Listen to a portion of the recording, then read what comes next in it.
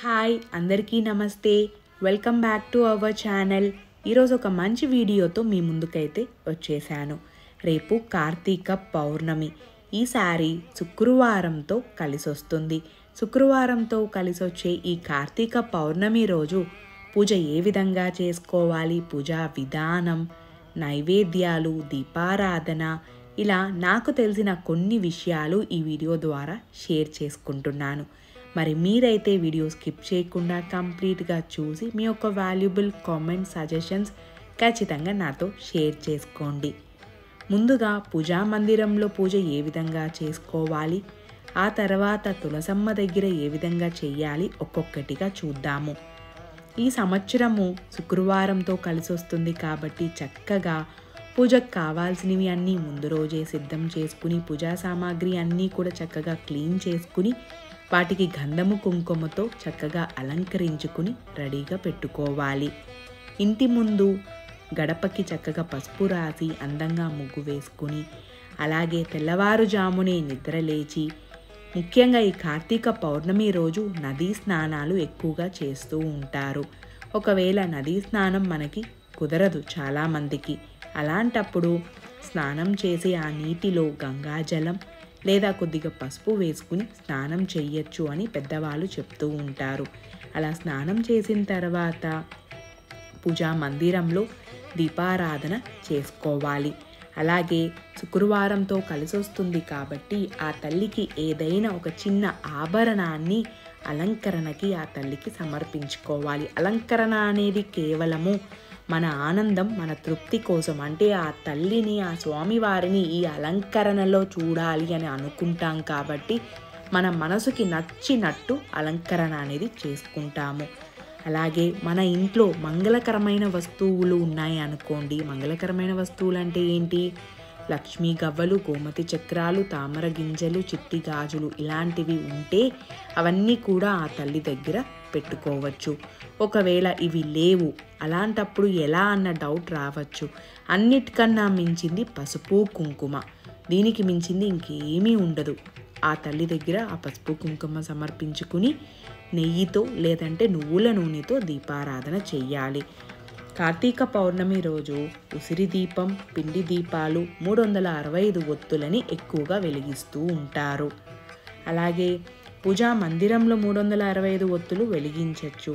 లేదా మనం తులసమ్మ దగ్గర పూజ చేస్తాం కాబట్టి అక్కడ కూడా వెలిగించవచ్చు.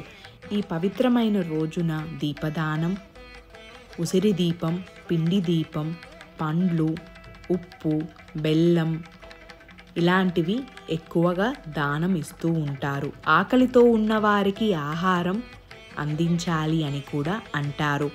అలాగే ఈ కార్తీక పౌర్ణమి రోజు చాలామంది సత్యనారాయణ స్వామి వారి పూజ అంటే సత్యనారాయణ స్వామి వ్రతం చేసుకుంటారు. ఇది ఎంతో పవిత్రమైన రోజుగా భావిస్తారు. ఈ కార్తీక పౌర్ణమి రోజు ముఖ్యంగా శివయ్య, విష్ణుమూర్తి, అలాగే లక్ష్మీదేవి అమ్మవారిని ఆరాధించాలి, పూజ చెయ్యాలి. నైవేద్యాలు మనము పాలతో చేసినవి, పండ్లు, డ్రై ఫ్రూట్స్ ఏదైనా కూడా తృప్తిగా సమర్పించుకున్నామా లేదా అనేది ఇంపార్టెంట్ అండి. పూజా మందిరంలో నైవేద్యాలని సమర్పించుకోవాలి. అలాగే తులసమ్మ దగ్గర కూడా నైవేద్యం అనేది సమర్పించాలి.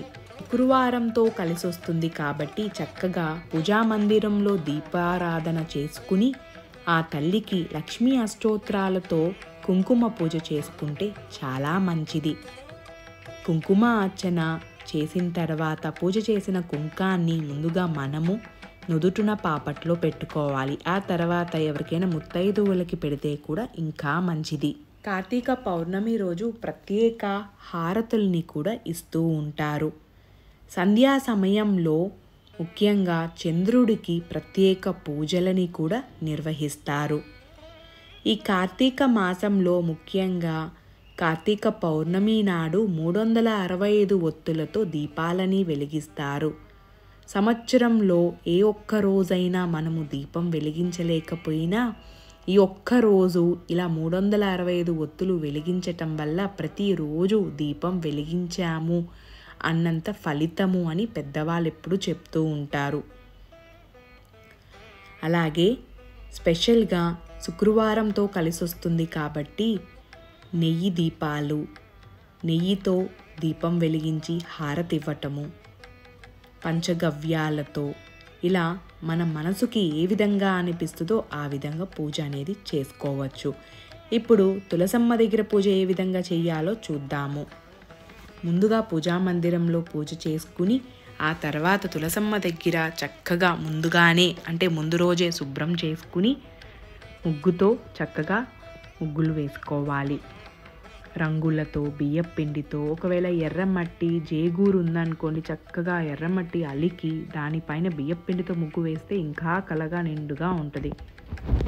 పూజకు కావాల్సిన పూజా సామాగ్రి, అక్షింతలు, విడి పూలు, దీపారాధన కోసము ఉసిరి, పిండి, 365 ఒత్తులని ముందుగానే నూనెలో నెయ్యిలో నానబెట్టుకుంటే దీపం ఎక్కువసేపు వెలుగుతూ ఉంటుంది.